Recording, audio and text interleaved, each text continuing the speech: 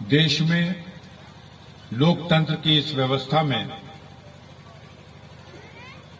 5 साल के बाद आपको वोट देने का अधिकार जो हमारे संविधान में, हमारी व्यवस्था में है, वही अवसर है आज भी। सन 52 से लोकसभा का चुनाव हो रहा है और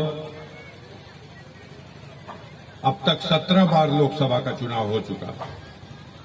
अब 18वीं लोकसभा के गठन के लिए ये चुनाव, जो चुनाव आयोग की ओर से घोषणा की गई है, उसके अनुसार पहले 3 चरण का चुनाव हो गया और भारत के संसद में 543 सीटें हैं। इन 543 सीटों में से इन 3 चरणों में कुल 285 सीटों पर वहां के मतदाताओं ने अपने मताधिकार का प्रयोग कर लिया। अब जब बची हुई शेष सीटें आधी से कम, तो अगले 4 चरण में उन सीटों पर मतदान होना है। ये गाजीपुर में गाजीपुर के नाम की भी एक लोकसभा है और गाजीपुर जनपद की 2 विधानसभाएं, जहूराबाद और मोहम्मदाबाद, जो बलिया लोकसभा का हिस्सा बन चुकी हैं। तो बलिया लोकसभा में या गाजीपुर लोकसभा में यह अंतिम चरण 7वें चक्र में 1 जून को मतदान होगा। गोरखपुर से बनारस तक, इसमें गाजीपुर और बलिया भी सम्मिलित है। साथियों, देश के सामने यह चुनाव एक बहुत ही गंभीर चुनौती लेके आया हुआ। एक तरफ देश में जो वातावरण है, उसमें देश की जनता बहुत ही अपने आप को बेहाल मान रही है। समस्याओं का समाधान नहीं हो पाया।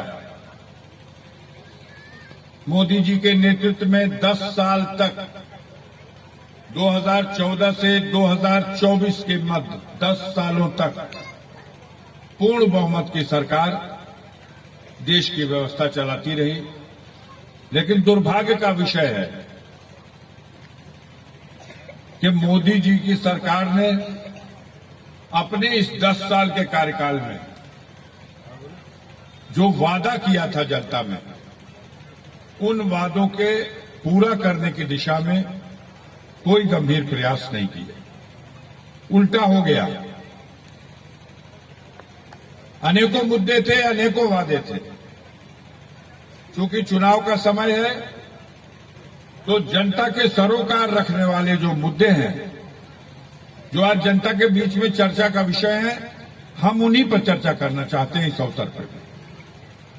2014 में जब 10 साल की सरकार चल चुकी थी मनमोहन सिंह की, 2004 से 2014 तक कांग्रेस पार्टी के नेतृत्व में मनमोहन सिंह जो देश के प्रधानमंत्री थे, उनके शासन व्यवस्था में, और 2014 में जब चुनाव हुआ तो उन दिनों कुछ घटनाक्रम हुए। हमारे बुजुर्ग बैठे हुए हैं और पढ़े लिखे लोग भी बैठे हुए, इसलिए उन बातों पर चर्चा करना चाहूंगा।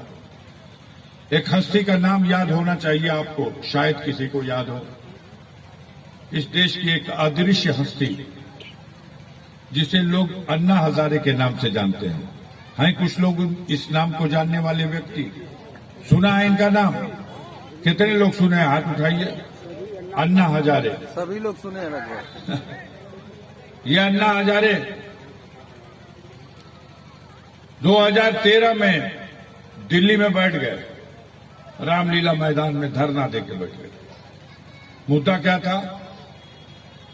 मुद्दा था देश में व्याप्त भ्रष्टाचार समाप्त करो, और उसके लिए एक ही रास्ता है, लोकपाल की नियुक्ति होनी चाहिए। याद आता है मेरी बात? लोकपाल की नियुक्ति के सवाल पर बड़े जोरदार आंदोलन हुए। पर्दे के पीछे से थोड़ा हट के बीजेपी के लोगों का समर्थन था।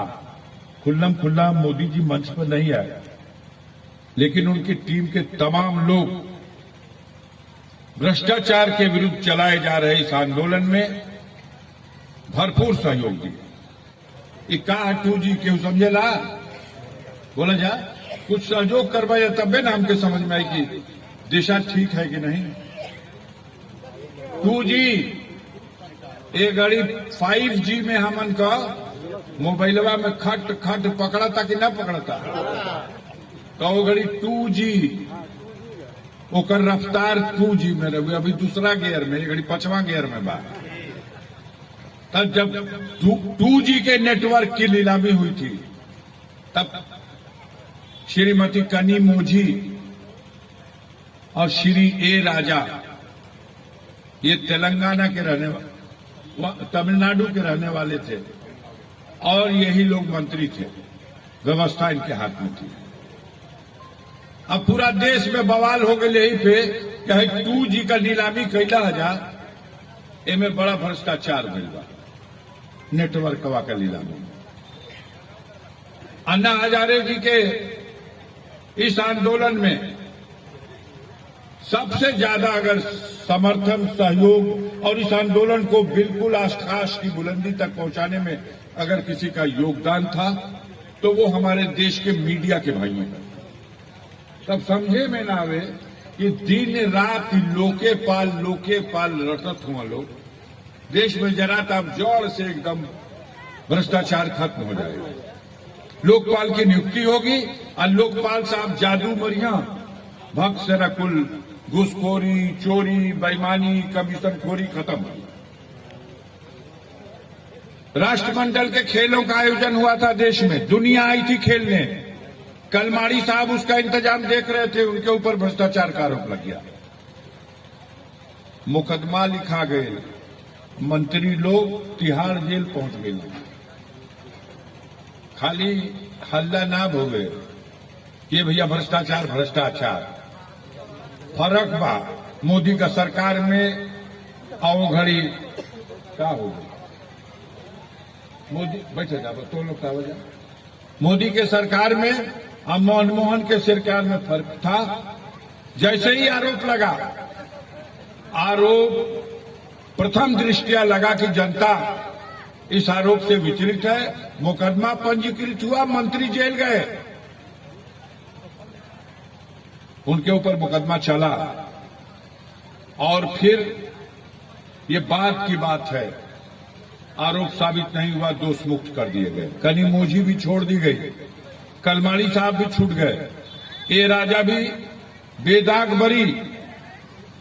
लेकिन एक प्रक्रिया हुई, FIR हुई, जांच हुई, चार्जशीट लगी, न्यायालय में परीक्षण हुआ। ये बताओ जा लोकपाल का तो नियुक्ति ना भई, अब 2013 की चर्चा करते हैं, ओकरा बाद 2014 आ गई।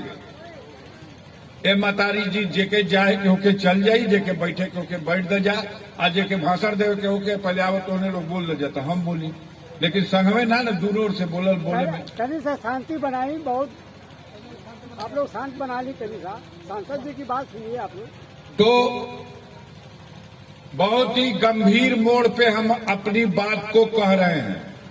अगर इसको सुन के समझ के और 1 तारीख का जो फैसला आपको देना है उसमें जाएंगे तो रोशनी मिल जाएगी कि हमें क्या करना चाहिए, क्या मुद्दा है। हम तो ये भी कह सकते थे, ए भैया साइकिल निशान बा, समाजवादी पार्टी टिकट दे ले बा, अपन मोहर साइकिल निशान पे चाहे अपन बटन साइकिल निशान पे दबैया जा, हमके खूब ढेर वोट से जितैया जा, नमस्कार, जय हिंद। लेकिन हम तो मुद्दे पे बात करना चाहते हैं, इसलिए आपके सामने ये मुद्दा रख रहे हैं कि लोगों से पूछिए मुद्दे से क्यों भाग रहे हैं। पहला राउंड का वोट पड़ल है तो देश के प्रधानमंत्री ने राजस्थान में भाषण दे दिया कि कांग्रेसियन का इंडिया गठबंधन का सरकार बन जाई तो जेकरा पास 2 घर बा, एगो गांव में एगो शहर में, ये एगो घरवा जब्त कर लिया सो और जब्त करके ये देश में मियन के बांट दिया। ये पढ़ा नहीं सुना आपने? ऐसा भाषण देश का प्रधानमंत्री, कुछ बीपी हाई हो गई तो बोल देना, घबरा गया, पहला राउंड में सोचला ही ना रहना कि ऐसा हो जाए। जिन राज्यों में मान रहे थे 100%, उन राज्य की जनता ने आईना दिखा दिया। वो समझ रहे हैं कि जनता दोनों तरफ से पार्टियां मोर्चा बनाई है, इंडिया गठबंधन और एनडीए गठबंधन, हमनी का भुलवावे में सफल हो गई बन गया। लेकिन यहां गठबंधन और नेता जितना चुनाव नहीं लड़ रहे, उससे ज्यादा तो जनता चुनाव लड़ने के मूड में हो गई। मुद्दों को जनता पकड़ने लगी, कैच करने लगी। और नहीं, राजस्थान में 25 में 25 सीट 14 में जीत ले रहूंगा, 19 में जीत ले रहूंगा, और वोट पड़ गई 25 पे। आज की स्थिति बा कि हो सकेला कि 13 गो मिल जाए मोदी के तो 12 गो मिल जाए राहुल के, चाहे हो सकेला कि 13 गो राहुल के मिल जाए और 12 गो मोदी के मिल जाए। तो ऐसा एक बैग जब पलटी हो जाए जनता का मूड। कुछ दिन पहले इन लोगों का सरकार बनल रहा, गहलोत साहब का सरकार खत्म भइल, मन उत्साह पे रहा कि फिर 25 में 25, और वहां ऐसा हालत हो गया। मध्य प्रदेश में अभी कुछ दिन पहले सरकार बनी, उत्साह था कि 19 का चुनाव में 29 सीट में 28 सीट जीत ले रही है, ए बेर 29 पर जीत जाइए। अब वहां की वोटिंग का स्थिति यह बन गई है कि कम से कम 12 सीटें भारतीय जनता पार्टी मध्य प्रदेश में भी हार रही। तो दिमाग तो चटकन लग जाए, हमरों के लग जाए, उनके लागल बा तो का लागल बा।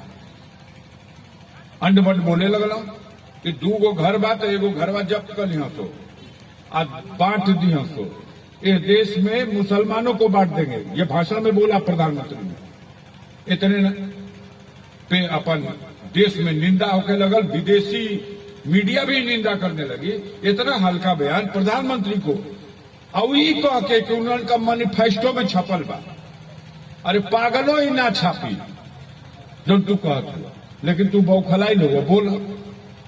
दूसरा राउंड का ही में चुनाव हो गए शर्त देना, और दूसरा राउंड का चुनाव के बाद अब कहे लगल कि देखिए जब भाई सजग रहिया जाए, मंगलसूत्र उतरवा लिया सो इनका सरकार बनी। तो आप मंगलसूत्र की बात करते हो। आप कहने लगे कि 2 गो भैंस जकरा पास बा, 1 गो भैंसिया जब्त कर लिया सो अगर इंडिया गठबंधन का सरकार बने। तो आप बताइए, अगर प्रधानमंत्री देश का इस स्तर पे बोल रहा तो हम तो कहब डॉक्टर राम कुमार से भाई कोनो ब्लड प्रेशर का दवाई ववाई उनके भेजवावा जा, तो बेचारू खा के कुछ स्थिर हो, कुछ ठंडा हो बेचारू। परेशान जनता के फैसले से जो घबराया है तानाशाह, तो उसकी वजह यही है साथियों कि जनता ने रुख बदला। अब उनके चकमा में नहीं आवत के, पहलवा चकमा दो तो आदमी चकमा में आ जाओ। अरे दुनिया हैरान थी, और आज तक विदेशों में बात होती है, कहते हैं लोग कि भैया तोरो धरती पे एगो मतलब जनते बा। कोरोना में सारे दुनिया में महामारी फैली थी, तेरा हमाम भारत में तो पूछ ही के ना रहा। रेल बंद, सड़क बंद, बेचारा पैदल चल देलो सो हजारों किलोमीटर चल के मजदूर अपना जोरू जाता लेके लोटत पोटत कैसा हो। जब पहुंच गए ना लोग यहाँ पे, तो केहू बीमार रहे तो के दवाई ना मिले। आज ये बहुत सोर्स वाला रहे, वो चल गए अस्पताल में तो वहां ऑक्सीजन ना मिले। ऑक्सीजन, दवा, इसके बगैर आदमी मरने लगे। गंगा जैसी नदी, लाशें उतरा गई। मानव शव को जलाने के लिए लकड़ियां कम पड़ गई, तिराहिमाम। और तब मोदी वो घड़ी अपना देश का परीक्षा ले रहूंगा कि जनता में अभी मूर्खता बा वही तरह बरकरार, करंट हमार कम हो गई बा कि हमार अभी करंटवा उगे बा। कहूँ कि हेतना तारीख के हेतना बजे सब जना अपना अपना दुआर पे, अपना छत पे, अपना खपड़ा पे चढ़ के अपना सम का थरिया बजावा जा, कोरोना तिरछे भागे वाला बा। अब मैं देश बजावे लगल, बजल कि ना बजल बताओ जा। अब भागू गल तीर से कोरोना रेता धोके चल गए ताड़ी घाटोरी। तो उन्होंने समय समय पर परीक्षा लिया है, इसलिए उनको यह भरोसा था कि जौने चकमा दे जनता जो उनको हम तौने हो। सब बरसते रह गई। सनातन धर्म का 4 गो पीठ बा और चारों पीठ का शंकराचार्य कहा कि अरे भैया न धर्म के अनुसार बा न शास्त्र का अनुसार बा, अधूरा मंदिर में प्राण प्रतिष्ठा ना हो सकेला। लेकिन मोदी जी का मूड बन गई रहे। वो जानत रहुआ कि चुनाव का घोषणा हो जाई तो ये मुद्दा का लाभ ना मिली और देश का मूर्ख जनता के ए पे फंसावल जा सकेला। चारों पीठ के शंकराचार्य को दरकिनार करके अब कह देना जाके प्राण प्रतिष्ठा। अब सोच लेना कि अब भगवान के बैठा देनी तो हमार लेफ्टिनेंट लोग जाके कहियो कि जे भगवान के लिया बा वही के फिर से गद्दी पे लिया वजह होत बाकी नहीं के हो। लेकिन मुद्दा तो खुश हो गया भाई में तनको दम बा हो बोलो जा। अब करंट खत्म बा। करंट इसलिए खत्म है कि कितना झूठ बोलोगे। अन्ना हजारे के आंदोलन को भड़का करके और 14 में जनता से वादा कर दिया आपने कि भाई 400 का सिलेंडर देश में बिका था और स्मृति ईरानी सिलेंडर लेके बैठ गई धरना पे। अब चूड़ी उतार के भेज दिलो मनमोहन सिंह प्रधानमंत्री के कि ये सरदार जी ये चूड़ी पहन लो। 400 का सिलेंडर बिकवावत हुआ, 58 रुपया लीटर डीजल बिकाता, अब 65 रुपया लीटर देश में पेट्रोल बिकवावत हुआ, 62 रुपया का डॉलर हो गई बा। तू है चूड़ी पहन लो। इतना तिराह जनता कैले भी आ तो कुछ नहीं कर ऐसा भौकाल बनेलो सो कि आदमी कहलो कि जना तक कि कुछ राहत देवे वाला देवता लोगों से भेंट हो गई बा। हमनी के मौका दे दे जा।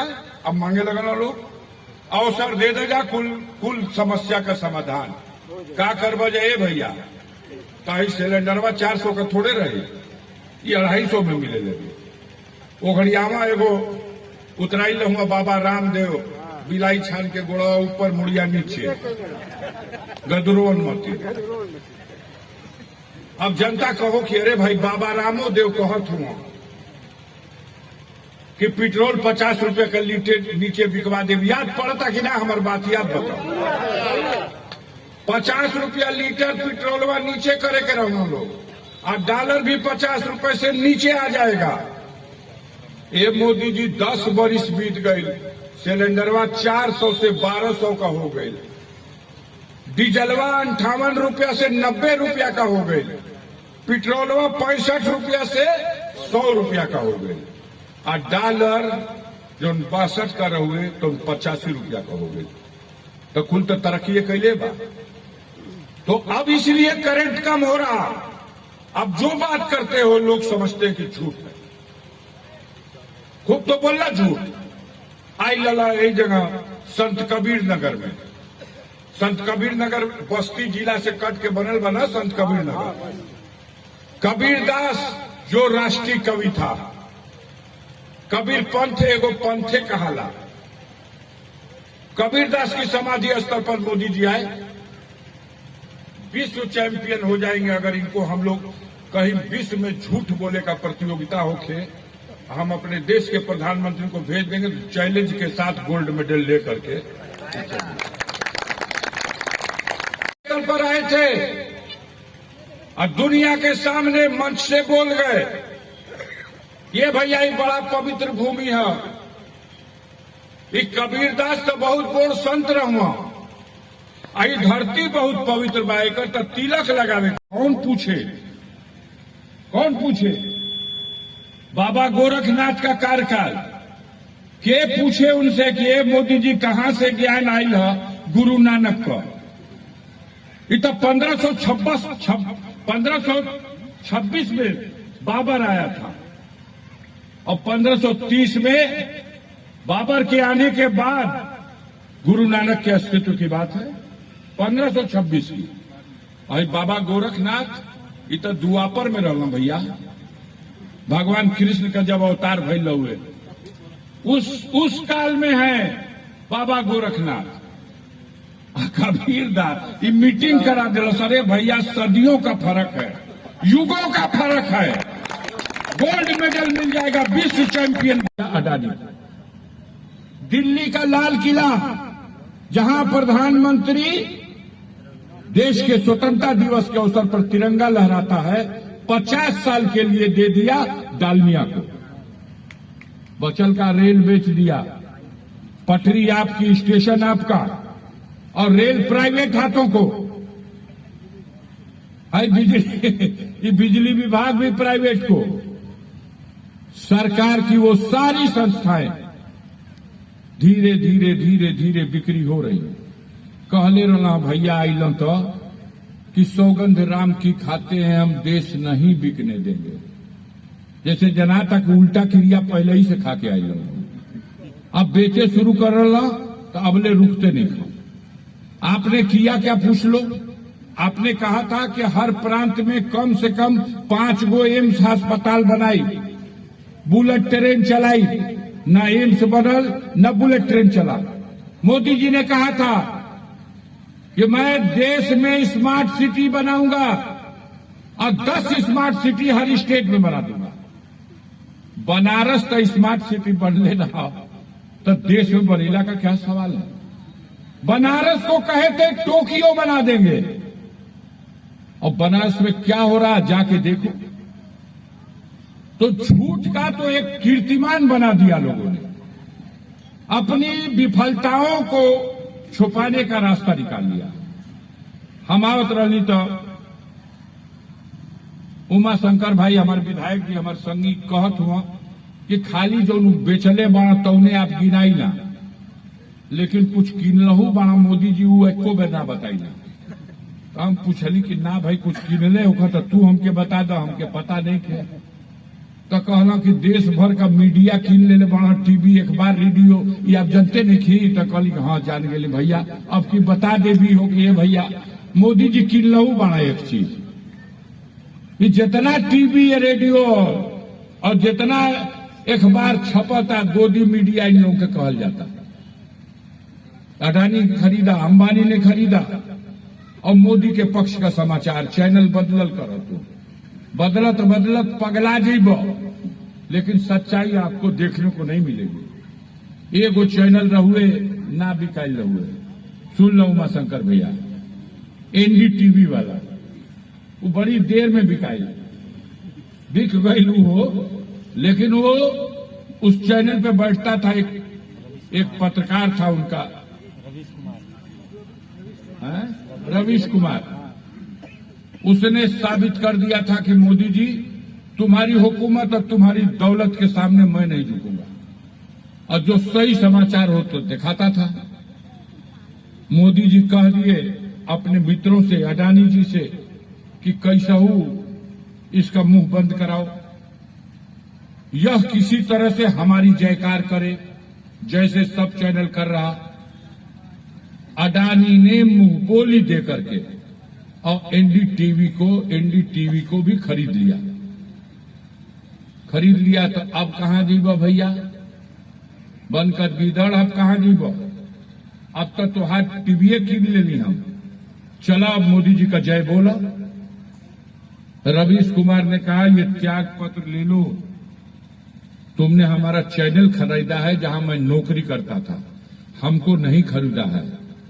हम ये त्याग पत्र देते हैं इस नौकरी से, हम प्राइवेट यूट्यूबर की हैसियत से इस देश की जनता को सच क्या है ये बताएंगे, लेकिन हम तुम्हारी नौकरी नहीं करेंगे। तो ऐसे कितने लोग गिने चुने ऐसे भारत मां के कुछ सपूत हैं जिनकी वजह से आज भी हमारी भारत मां करा रही है, लेकिन आज भी टिकी हुई है।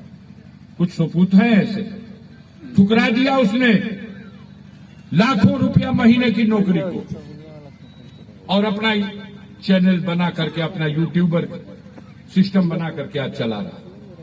तो देश में जो परिस्थितियां हैं वो ये हैं। चुनाव आ गया था, आज चुनाव में वोट चपके चाहिए, तब पहले तो जे पावर में बाव करे से न प्रश्न पूछाई, जे पावर में नहीं खे ओकरा से तो खाली गोदी मीडिया प्रश्न पूछेला। जैसे हमरा के देखिए तो तुरंते कहिया सो कि ये प्रश्न है। अरे भैया पहले अपना नाना से काहे नहीं खा पूछो, उनका उत्तर लेके आओ तो हमसे पूछो।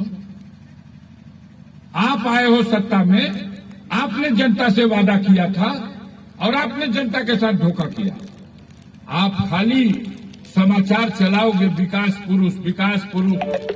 इस धरती पे आजादी के बाद एक आदमी के विकास पुरुष कहल गई। ऐसा विकास पुरुष जिसको अंबानी भी मानता है कि हमारे लिए ये वरदान है।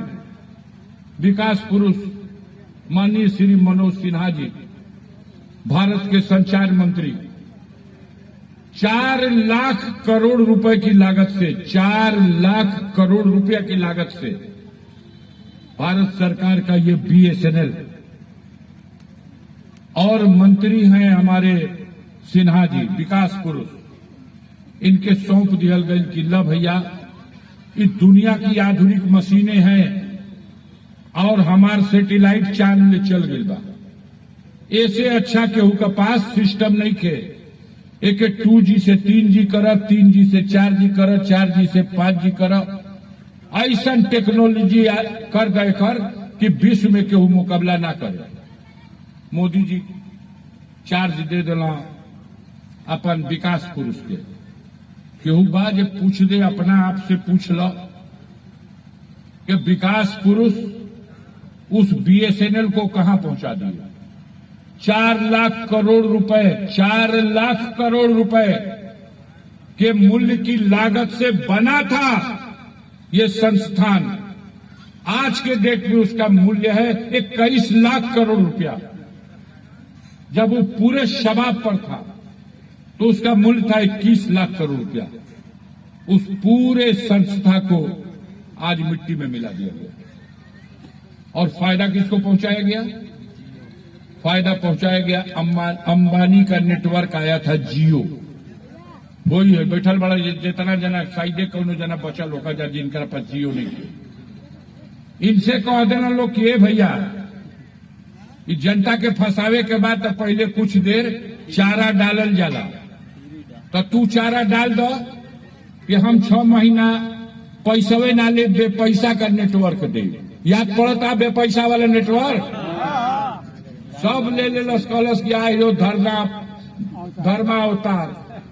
बेपैसा में नेटवर्क चलता है, योडा वाला, आइडिया वाला, इकुल वसूलत हो सो बीएसएनएल वाला, लेकिन ये बेचारा पैसे नहीं खेले। और अब उसके बाद होकर वसूली चालू भइल। आइने बीएसएनएल जमीन में धस से शुरू भइल। आज जियो आकाश की बुलंदी पर है, तरक्की के मंजिल पर है। और जो सरकार का बीएसएनएल था जेकर हम मालिक रहनी, संभारे खातिर हमके दिहल रहे, तो उन्हें के हम जमीन में धसा दिया। और ओकरा बाद हमके विकास पुरुष कहा जाता। ये परिस्थितियां इस देश के सामने है। हलुआ रही हलुआ तो ओके साबित कर दिया सो कि गोबर हो, आ निछान ताजा गोबर लिया के रख दो के साबित कर दिया सो कि गाजर का हलुआ और देसी घी से बघाड़ा। ऐसी परिस्थितियां आ गई इस देश के सामने झूठ बोलने वालों को और झूठ परोसने वालों को। तो आज लड़ाई कैसे भाई? 400 पार कैसन 400 पार, कैसन 400 पार रे भैया? कहां 400 पार? इस भारत में तो 100 सीट ऐसी है जहां तुम बझौआ कैंडिडेट से सिर्फ पर्चा भरवाते हो, तुम्हारे खाते में 1 सीट मिलना मुश्किल हो जाता है। 543 गो सीटिए बा, 400 पार कैसे रे भैया? आंध्र प्रदेश में 25 गो एमपी होला तो हर बोहनिए ना भइल, 9 बेर नए बेर। तेलंगाना में 17 एमपी हैं, दोनों मिलकर 42 गो, 1 गो सीट पा जाता बहुत बा। केरल में 20 गो सीट बा, एकहू बोहनी कब्बो ना भइल, ना पहलू ना आज हुई। 39 गो सीट बा तमिलनाडु में, एकहू बोहनी न पहले भइल ना आज हुई। 400 का पार। ना गौवा में आदमी कहला कि तोप का लाइसेंस बनला पे तो आदमी सोची कट्टा कट्टा मिली जाई। उसी तरह 400 बतियाओ, जनता बहुत सोची घटाई तो सोची कि तब वो सरकार, अरे भाई सरकार बनाने के लिए 272 तो आवश्यक है। 272 से 71 रही तो सरकार ना बनी। अटल बिहारी वाजपेयी इस्तीफा दिले रहूंगा, खाली 271 हो गई है। 20 वोट से थोड़े हारा लोग। शपथ ले चुके थे प्रधानमंत्री की और त्याग पत्र दे दिए जाके, गिनती 271 हो गई। 272 होने के बाद ही सरकार बनेगी। और मोदी जी 272 पहुंचना तो दूर की बात है, 172 भी इस बार आप नहीं पहुंच रहे हो। ये सारा नजारा साफ है। जनगणना अधिकारी हो गए बने जोड़त हुआ कि कौन जात का कौन कौम का कितना आबादी बढ़ल बा, कितना नया नया मुद्दा लिया होता। चौथा राउंड गुजर जाने दीजिए। चौथा राउंड गुजरने के बाद जो परिस्थितियां बनती जा रही हैं, देखिए भोए भोए मंचवा पे रोवे शुरू करिया।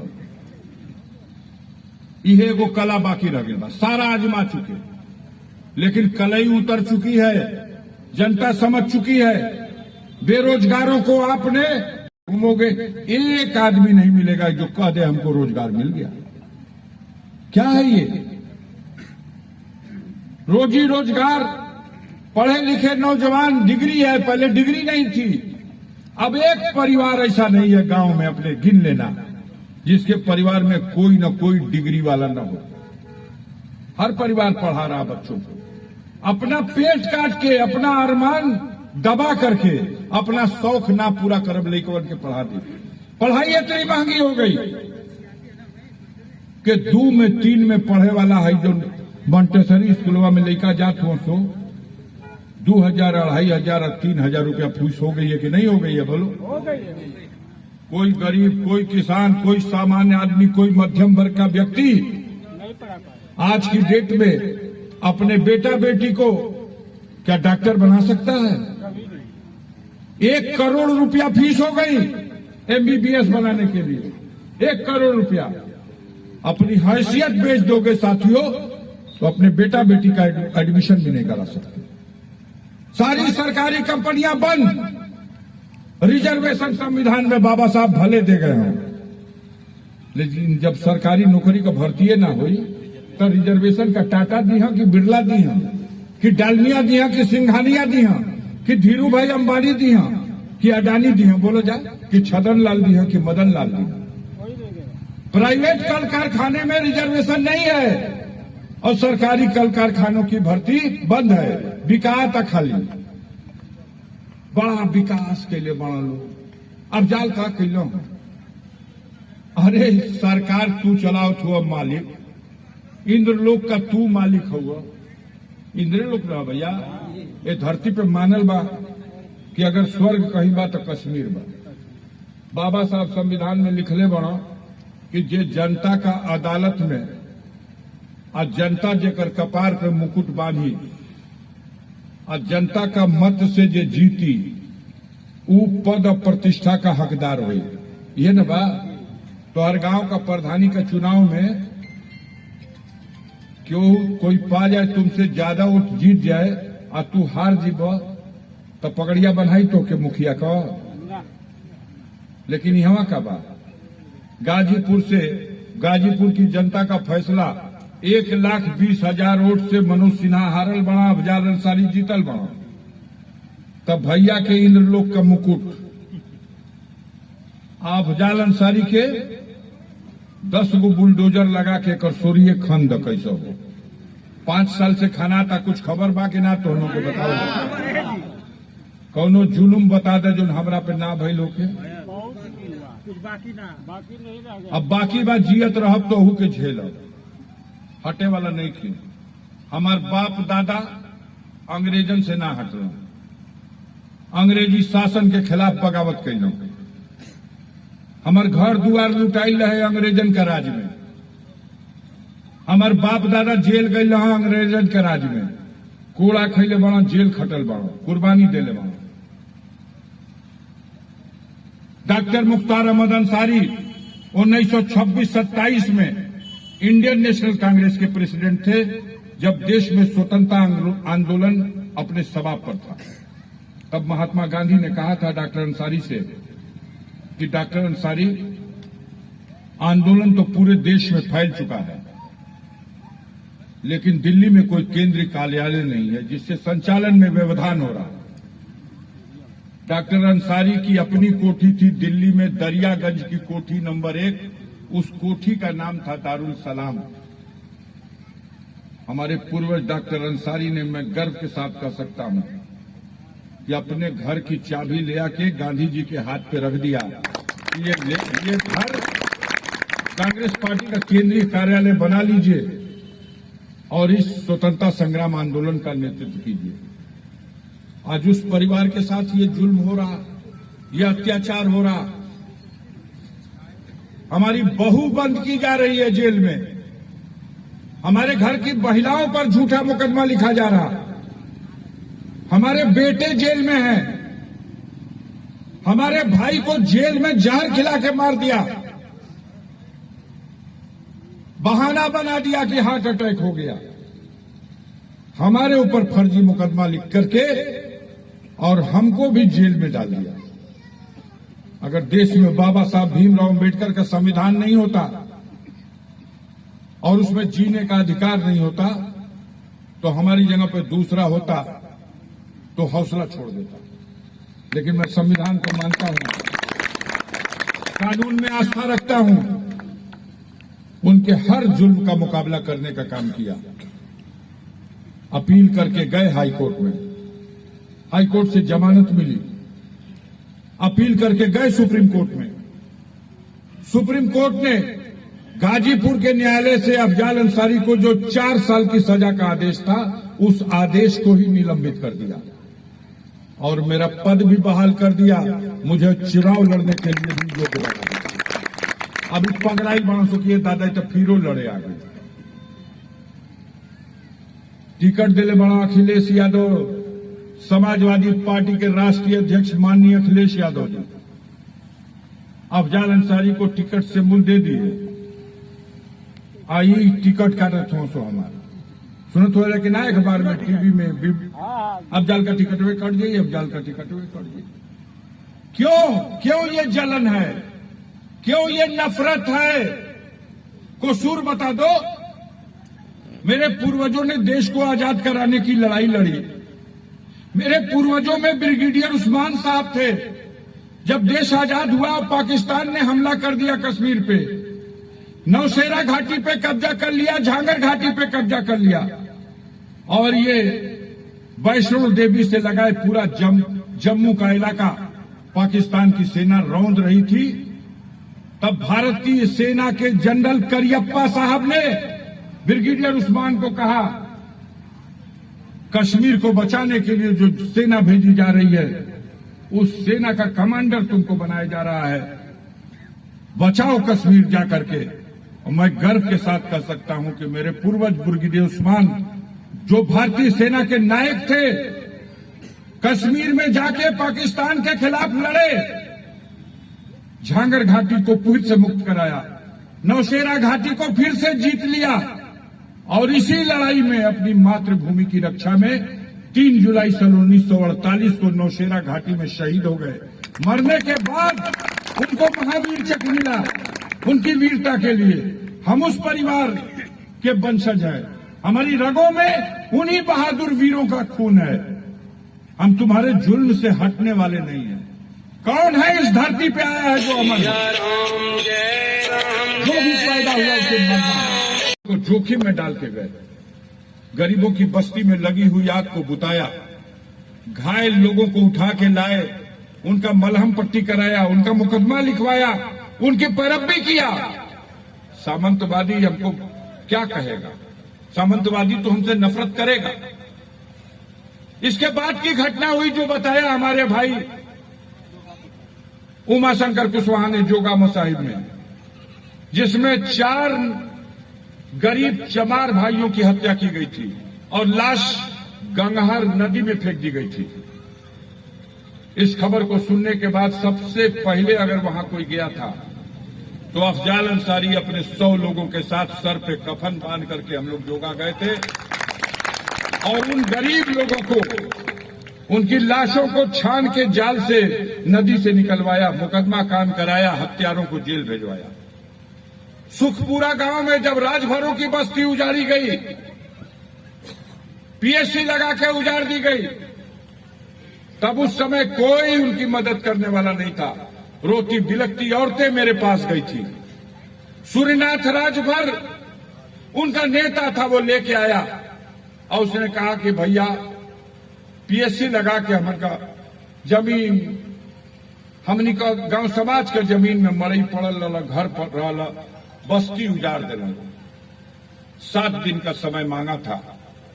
उनके बच्चे बिलख रहे थे, रो रहे थे। मैंने माताओं बहनों से कहा 7 दिन सब्र कर लो। जैसे भी तिरपाल दिलवा दिया, कहा पेड़ों में और बांस के खूंटी में तिरपाल बांध के उसके नीचे 7 दिन गुजारा करो। 7 दिन का समय दो तैयारी के लिए। और 7 दिन की तैयारी में पूरे गाजीपुर जिले से 10,000 लोगों को इकट्ठा किया और चढ़ गए सुखपुरा और बसा दिया फिर बस्ती। आज भी जो चाहे दुनिया को मैं चैलेंज देता हूं। हाई महनपुरा गांव है, यहां का पैदा हुआ मनोज सिन्हा, आई सुखपुरा गांव है, उसे सटल दोनों एक के डांड पे। जाओ पता कर लो, नुनारा थाना क्षेत्र का ही सुखपुरा गांव। आज भी 150 घर राजभर उस बस्ती, उस जमीन पे आज भी आबाद है। पूछो जा करके कि कैसे फिर आबाद हुए जब उजाड़ दिए गए थे। हम तो वो लड़ाई लड़े हैं और उस लड़ाई की वजह से इनकी आंखों के किरकिरी बन गए हैं। आज संकट की घड़ी है। मेरे भाई की हत्या की गई, ये जश्न मना रहे हैं, पड़ाका छोड़ते हैं। इनके नेता कहते हैं मिटा दिया गया, इनके नेता कहते हैं मट्टी भी नसीब नहीं होगी। आप बताओ, किसी की अर्थी में क्या उसकी शव यात्रा में जाने से किसी को परमिशन लेनी पड़ती है? किसी की चिता पर लकड़ी रखने के लिए कभी कोई परमिशन लेता है? नक्के नक्के पर फोर्स लगा करके और चाहा गया कि मेरे भाई का भी जब शव भी आया तो उसको मिट्टी देने वाला, शव यात्रा में शामिल होने वाला कोई न रहे। लेकिन धन्य है इस पूर्वांचल के, इस गाजीपुर के गरीब जनता, जिसने साबित किया। आंखें फटी रह गई सरकार की। 1000, 2000, 5000, 10,000 नहीं साथियों, लाखों की संख्या में गरीब उमड़ करके आ गया, मरने मिटने को तैयार हो गया और प्रशासन और शासन को पीछे हटना पड़ा। तब साबित हुआ कि मुख्तार माफिया नहीं, वास्तव में गरीबों का मसीहा था। तब उसके लिए ये जनता लड़ने के लिए आई है। आज ये हमको माफिया कहते हैं। कह लो भाई, तुम्हारा मुंह है। आज टीवी वाले, रेडियो वाले, अखबार वाले माफिया कहते हैं। हमारे पत्रकार बंधु को भी चटकारा लेते हुए लोग मुंह में लगा के मुख्तार माफिया था। खूब जवाब दिया है जनता ने, पेट भर दिया है गोदी मीडिया के लोगों को।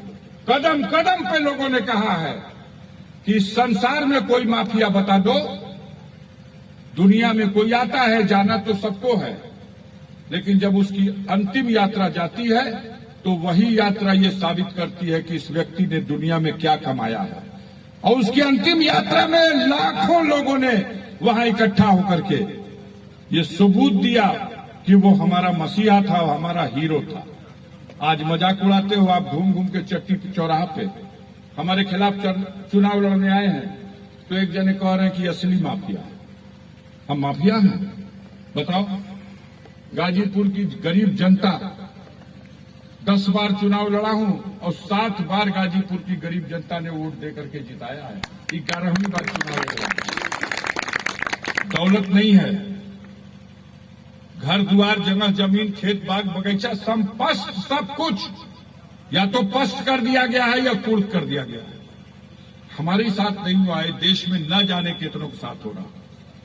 लोग टूट जाते हैं एक घर बनाने में और ये तरस नहीं खाते बस्तियां गिराने में। पूरी की पूरी बस्ती गिरा दी जा रही है। जैसे मेरे ऊपर जुल्म हुआ है, वैसे ये सरकार गरीबों पर हर जगह जुल्म कर रही है। अगर किसी गरीब ने ठान लिया कि हम अपनी बारात घोड़े पर बैठ के जाएंगे, उस गरीब को घोड़े से उतार करके अब बिजली का पोल में बांध करके नंगा करके गुजरात में कोड़े से मारा जा रहा है। ये क्या जुल्म हो रहा है?